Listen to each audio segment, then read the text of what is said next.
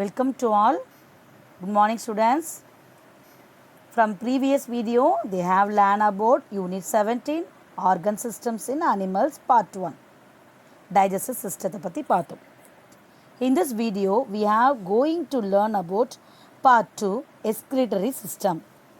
இப்போ நம்ம இந்த வீடியோவில் நம்ம என்ன பார்க்க போகிறோம்னா ஹியூமன் எக்ஸ்கிரிட்டரி சிஸ்டத்தை பற்றி பார்க்க போகிறோம். அதாவது மனிதனுடைய கழிவு நீக்க மண்டலத்தை பற்றி பார்க்க போகிறோம்.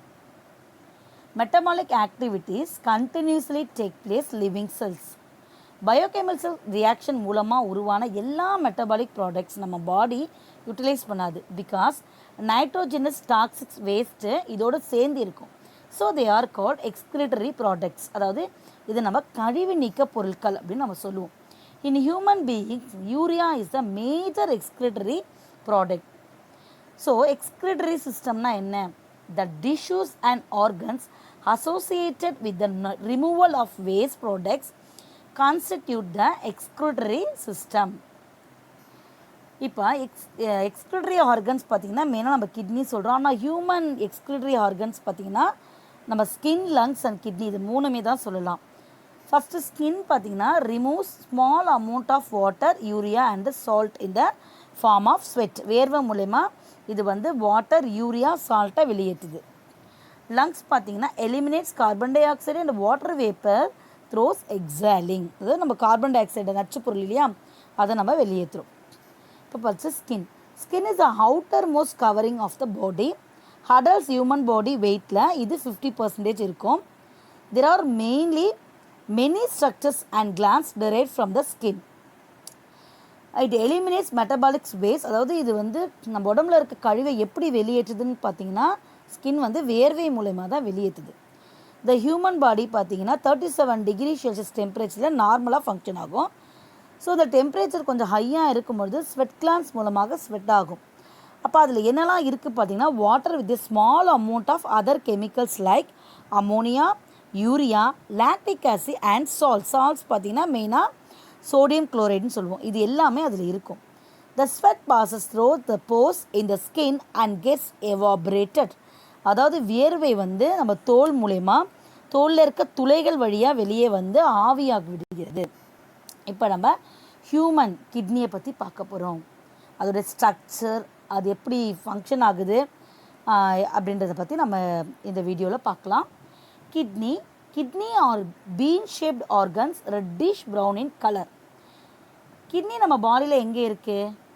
கிட்னி நம்ம பாடியில் பார்த்தீங்கன்னா வெர்டிபிரல் காலம், அதாவது முதுகெலும்பு 2 பக்கத்துலேயும் வயிற்றோடைய அடிபாகத்தில் உள்ள சுவர் பகுதியோட ஒட்டி காணப்படும். The right kidney is place lower then the left kidney. ஏன்னா ரைட் சைடில் லிவர் இருக்குது. லிவர் வந்து நிறைய ஸ்பேஸை வந்து அடைச்சிருக்கிறதுனால ரைட் கிட்னி வந்து லெஃப்ட் கிட்னியோட கொஞ்சம் கீழே இறங்கினப்பட இருக்கும். Each kidney is about 11 cm long, 5 cm wide and 3 cm thick. The kidney is covered by the layer of fibrous connective tissue, the renal capsules, adipose capsules and a fibrous membrane. Kidney there are 2 regions. கிட்னியில் பார்த்தீங்கன்னா 2 பகுதிகள், 2 region இருக்கும். The kidney consists of an outer dark region. வெளிப்பக்கமாக ஒரு dark region இருக்கும், அதுக்கு பேர் வந்து cortex. Inner lighter region is called medulla. The kidney consist of an outer dark region is called cortex and inner lighter region is called medulla. Both of these region contains nephrons. இப்போ மெடுலான்னு சொல்கிறோம் இல்லையா, இந்த medulla என்ற பகுதியில் நிறைய நுண்குழாய்கள் கூம்பு வடிவில் குவிந்து ஒட்டு மொத்தமாக காணப்படும். இது medullary pyramids or renal pyramids அப்படின்னு சொல்கிறோம். இவைகளுடைய பேசஸ் கார்டெக்ஸ் என்ற பகுதியின் அருகில் உள்ளது.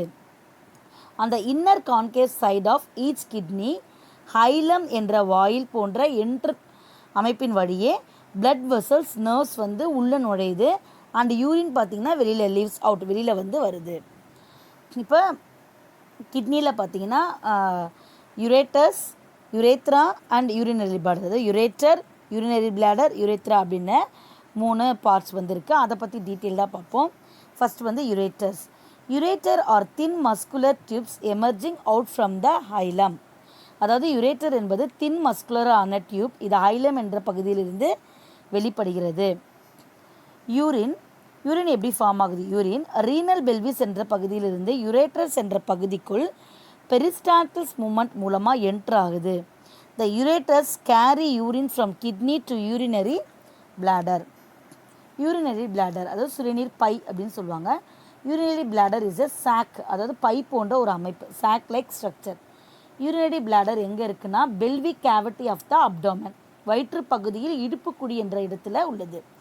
It stores urine temporarily. இதில் இந்த யூரினரி பிளாடரில் பார்த்தீங்கன்னா யூரின் வந்து டெம்பரரியாக ஸ்டோர் ஆகிருக்கும். Next urethra. யுரேத்ரானா சிறுநீர் புழவழி. Urethra is A மெம்பரனஸ் tube, urine வெளியேற்ற ஒரு டியூப்னு சொல்லுவாங்க. The urethral sphincter keep the urethra closed and opens only at the time of micturition. Urine வந்து நமக்கு பாஸ் பண்ணோம், யூரினேஷன் டைமில் மட்டும்தான் யுரேத்ரா என்ற அந்த பார்ட் வந்து க்ளோஸ் அண்ட் ஓப்பன் ஆகும். சரியா? இப்போ நம்ம கிட்னியோட ஸ்ட்ரக்சர் பார்த்துருவோம். Kidney, ureter, urinary bladder, urethra, இதை பற்றிலாம் புரிஞ்சுருக்கோம். இப்போ ஃபங்க்ஷன் ஆஃப் த கிட்னி வந்து நம்ம உடம்புல வந்து நிறைய ஃபங்க்ஷன்ஸை வந்து பண்ணுது. என்ன அப்படின்னு பார்ப்போம்.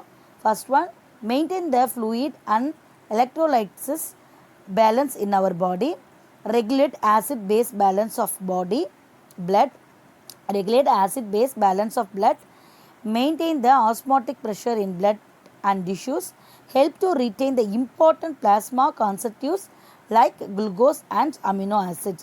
அதாவது பார்த்திங்கன்னா நம்ம உடம்புல இருக்க வேஸ்ட் ப்ராடக்டை வந்து ரிமூவ் பண்ணுது. அதே மாதிரி எக்ஸஸாக இருக்க ஃப்ளூயிடையும் ரிமூவ் பண்ணுது.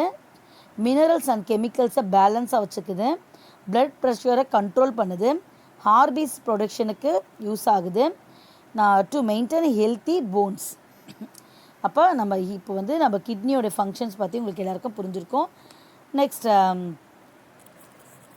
நெக்ஸ்ட் வந்து நம்ம ஸ்ட்ரக்சர் ஆஃப் நெப்ரான்ஸை பற்றி பார்ப்போம். Each kidney consist of more than 1 million nephrons. Nephrons are structural functional unit of the kidney. அப்போ கிட்னியோட ஸ்ட்ரக்சரல் அண்ட் ஃபங்க்ஷனல் யூனிட் என்னன்னு கேட்டாங்கன்னா அது நெப்ரான்ஸ். Each nephrons consists of 2 parts. There are one is renal corpuscle or Malpighian corpuscle. Second one is renal tubule. Renal corpuscle cup shaped Bowman's capsule என்ற பகுதியில் blood capillaries தொகுப்பாகி ஒரு part இருக்கும். அதுக்கு பேர் என்னன்னு பார்த்தீங்கன்னா this is called glomerulus. Blood enters the glomerulus capillaries through afferent arterioles and leaves through efferent arterioles. Bowman capsules தொடர்ந்து உள்ள ரீனல் டியூபிள்ஸில் 3 ரீஜன்ஸ் இருக்கும். அது என்னன்னு பார்த்தீங்கன்னா ப்ராக்சிமல் கான்வலண்ட் டியூபிள், அண்மை சுருள் நுண்குழல். Second one U shaped hairpin loop, the loop of ஹென்லேவின் வளைவுன்னு சொல்லுவாங்க. Third one distal convoluted tubule. இந்த டிஸ்டல் கான்குலண்ட் டியூபிள் கலெக்டிங் டியூபில் இருந்து ஓப்பன் ஆகுது. நைட்ரோஜனஸ் வேஸ்டஸ் பார்த்திங்கன்னா ரீனல் பெல்விஸிலிருந்து ஃபில்டர் ஆகி அதுக்கப்புறம் யூரின் ஆனது யூரினரி பிளாடரில் ஸ்டோர் ஆகி யுரேத்ரா வழியாக வெளியேற்றப்படுகிறது. இப்படி தான் யூரின் வந்து ஃபார்மேஷன் ஆகுது. இப்போ மெக்கானிசம் ஆஃப் யூரின்ற பார்ட்டை முடிச்சிட்டோம். நெக்ஸ்ட்டு இப்போ மெக்கானிசம் ஆஃப் யூரின்ற பார்ட்டை பற்றி பார்க்க போகிறோம். The process of urine formation include the following 3 stages, அதாவது glomerular filtration, tubular filtration and tubular secretion. First glomerular filtration பற்றி பார்க்கலாம். யூரின் எப்படி ஃபார்ம் ஆகுதுன்னு பார்த்தீங்கன்னா glomerulus என்ற பவுமன்ஸ் கேப்சூல் ஆகியவற்றின் எபிதீலியல் வால்ஸின் மூலமாக பிளட்டானது ஃபில்டர் ஆகி யூரினாக ஃபார்மேஷன் ஆகுது. This filtrate is called as glomerular filtrate. Both essential and non-essential substance present in the blood are filtered. Second வந்து tubular reabsorption, அதாவது குழல்களில் மீள உறிஞ்சப்படுதல் அப்படின்னு சொல்லுவாங்க. ப்ரொமாக்சினல் டியூபுலரில் காணப்படும் ஃபில்ட்ரேஷன் எசென்ஷியல் சப்ஸ்டன்ஸ் ஆன glucose, amino acid, vitamin, sodium, potassium, bicarbonate and water that are reabsorbed into the blood. இது எல்லாம் பிளட்டில் வந்து ரீஅப்சார்ட் ஆகி by the process of selective reabsorption. இதான் tubular reabsorb. The filtrate in the proximal tubule consists of essential substances such as glucose, amino acids, vitamins, sodium, potassium, bicarbonate and water that are reabsorbed into the blood by a process of selective reabsorption. Next, tubular secretion, அதாவது குழல்களில் சுரத்தல். Hydrogen ions are secreted into the tubule. This tubular filtrate is finally known as urine, which is hypertonic in man. Finally, urine passes into collecting ducts to the pelvic பகுதியில் போய் யுவேட்டர் வழியாக urinary பிளாடரை அடைஞ்சு அங்கே பெரிஸ்டால்டிஸ் moment மூலமாக வெளியாகுது. Urine பிளாடரிலிருந்து urine வெளியாகிற இதை நம்ம என்னன்னு சொல்லுவோம், ஃபஸ்ட்டே பார்த்தோம், மைக் டியூரேஷன். அதாவது யூரின் ஃபார்ம் ஆகிறத நம்ம மைக் டியூரேஷன், யூரினேஷன் நம்ம சொல்லுவோம், மைக் டியூரேஷன். ஹெல்த்தி பர்சன் பார்த்திங்கன்னா இப்போ டியூப்லர் செக்ரேஷனை பற்றி முடிச்சிட்டோம். ஹெல்த்தி பர்சன் பார்த்திங்கன்னா ஒரு நாளைக்கு 1 to 2 liters யூரினை வந்து கண்டிப்பாக பாஸ் பண்ணணும். இப்போ யூரின் ஃபார்மேஷனை பற்றி உங்களுக்கு கிளியராக புரிஞ்சிருக்கோம். நெக்ஸ்ட்டு பார்த்திங்கன்னா டயாலிசிஸ் ஆர் ஆர்டிஃபிஷியல் கிட்னியை பற்றி பார்க்க போகிறோம். கிட்னிஸ் ஃபில்டரிங் எஃபிஷியன்சி, கிட்னி வந்து அதோடைய அந்த ஃபில்டர் எஃபிஷியன்ஸை இழக்கும்பொழுது பாடியில் என்ன ஆகுது, அதிகப்படியான ஃப்ளூயிட்ஸ், டாக்ஸிக் வேசஸ்லாம் சேர்ந்தது. இந்த கண்டிஷனை நம்ம this condition known as kidney failure, இதுதான் நம்ம கிட்னி ஃபெயிலியர் சொல்கிறோம். ஸோ பேஷண்ட்டோடைய பிளட்டை வந்து ஃபில்டர் பண்ண ஒரு ஆர்டிஃபிஷியல் கிட்னியை பொருத்தி டயாலிசிஸ் என்ற ட்ரீட்மெண்ட் வந்து பண்ணுவாங்க. ஸோ ஹீமோ டயாலிசிஸ்னால் என்ன நம்ம பார்க்கலாம்.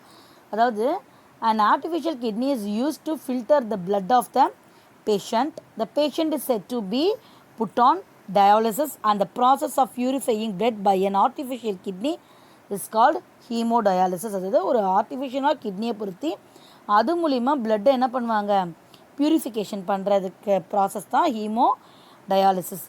இப்போ வந்து கிட்னி ஃபெயிலியர் ஆச்சுன்னா நம்ம ஒன்று டயாலிசிஸ் பண்ணிக்கலாம், அப்படி இல்லைன்னா மெடிசன்ஸ் மூலிமா ட்ரீட்மெண்ட் பண்ணலாம். இதெல்லாம் பண்ணியும் யூஸ்லெஸ், எதுவுமே இல்லை, கிட்னி ஒர்க் ஆகலை அப்படின்னும் போது அதுக்கு ஒரே வழி பார்த்திங்கன்னா கிட்னி டிரான்ஸ்பிளான்ட், அதாவது மாற்று அறுவை, சிறுநீரக மாற்று அறுவை சிகிச்சை அப்படின்னு சொல்கிறாங்க.